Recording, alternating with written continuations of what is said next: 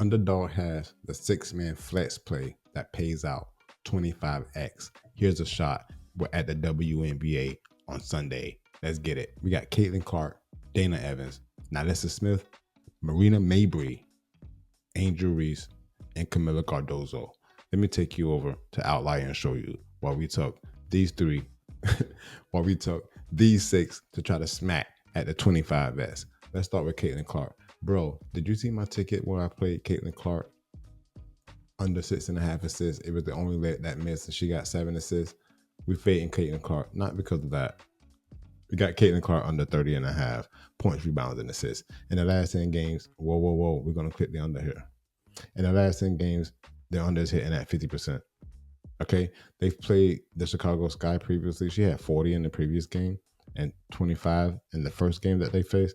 And then she averages 11 shots a game per them. She's also 50% shooting, but she shot 64% in the previous game and 36 in the first game. We're still taking Caitlin Clark to go under 30.5 points, rebounds, and assists. Hey, next, we got Dana Evans.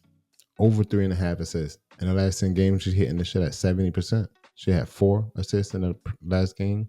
And then head-to-head versus, she had a ton of head-to-head games, but the ones from this season is just these two. She went under in one, over in one. I'm taking Dana Evans to go over 3.5 assists.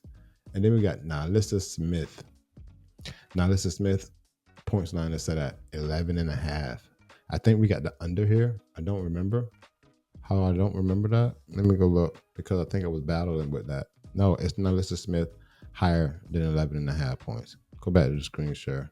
Nalissa Smith over. It is. Last 10 games hitting at 50%. She scored 21 points in her previous game. Let's see if there's any head-to-head.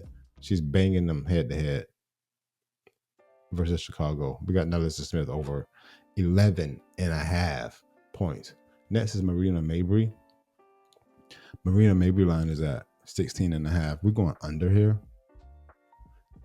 In the last 10 games, the under is hitting at 70%. She did have 2 games in back-to-back that she did go over this number. Let's look at her field goal attempts, averaging 12 field goal attempts per game, shooting 40%. Why are you taking 22 shots and 14 shots? Let's expect her to come back down to her average and go under 16.5 points, shooting 40% off of her 12 shots. She does not need to take 22 shots again. We don't believe that's happening. We're taking the under. Next, obviously, is Angel Reese. Not obviously, but we only got 2 players left. Angel Reese under 13.5 points. I think I got it at 13. This line moved quickly in the last 10 games. The under 13.5 is hitting at 70%. She did score 16 points in her last game, but let's look at her field goal attempts. She shoots 11 shots per game. She's shooting 40%.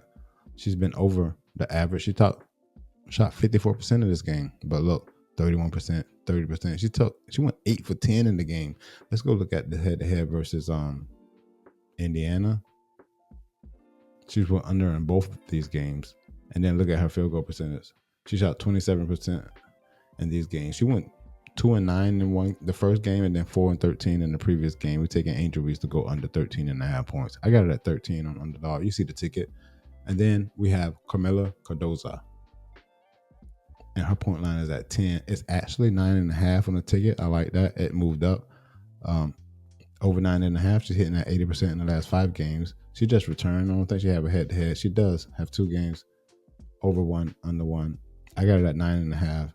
It's at 10 now. I love the 9.5 over for Camila Cardozo on this ticket. Let's go back. Main screen. Bang. There you have it. 6-man flex play on Underdog. It pays out 25x. If one leg loses, it still pays out 2.6x. And if 2 legs lose it still pays out very minimum. I think it's 40% of the buy-in. Anyway, we look at the smack this 6 flex on Underdog for the 25x. You already know. Let's get this dough.